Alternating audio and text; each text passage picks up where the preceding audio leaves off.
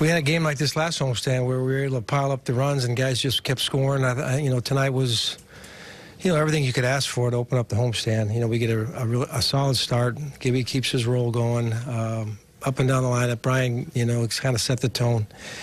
He doesn't go up too often, but when he does, he smoked that ball to get us going. And, we just kept getting big hits. I thought Joe's 2-out single to spread out the lead from 3 to 5, and Polanco's homer, just gave us a little breathing room to kind of eventually get a chance to get almost everybody in the game and get a couple of guys out of the bullpen, including Gabriel, which was good to see him out there pitching.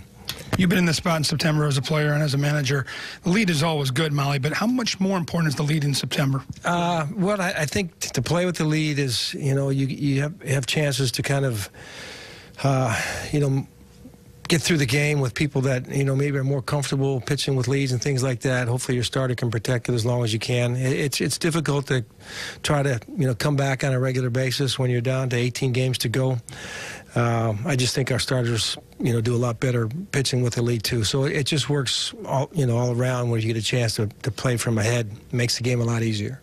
Is this the best you've seen from Kyle Gibson for this kind of a stretch? Well, it's starting to get to that point. To string four together like this, the aggressiveness, the command, all his pitches in the mix. It's just been solid. You can see the confidence. I mean, just the way he goes out there and he's not affected by a hit or a misfire. He just seems to get right back on a bump and start attacking the next guy. So that's a really good trend for us. Can you ask much more from a guy like Gibson? I think it was 10 in a row and 3 up and 3 down in a couple of those innings after you guys had scored. That's pretty much exactly what you ask for out of a starter, isn't it? Yeah, I'm not sure if I remember the 10 in a row because I know he gave up 2-out single. Well, maybe the last 10, but the hits he gave up mostly were with 2 outs. It was just, it was efficient. His pitch count was down. I got him out of the game just because this time of the year, if you got a chance to rest the guy a little bit extra, you're going to do it. And he'll be back out there on Sunday. 7 homers in the first 7 innings is an MLB record. What was it like to watch that many balls go out of the yard like that?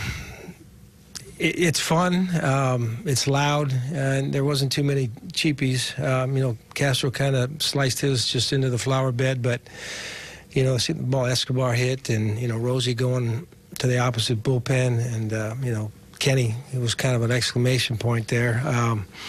Yeah, it's good. We've had a nice season as far as power, and the balance is spread out. I don't know how many guys we got in double figures. Got a handful of guys are going to be possibly 20 or more. Those are comparable with a lot of teams as far as having a team that can hit the ball over the fence. And Dozier reached 30 home runs for a second straight year. I think only the 5th. Yeah, I told him when he came in, that's a good number. It's after last year. People said, "Can he? Is that it? 42." To him to bounce back and hit 30, I think the first 2 years prior to that were 24 and 28. So, steadiness is there. He's driving in. Chance is going to be close to 100 runs in the leadoff spot. I mean, you just can't ask for much more.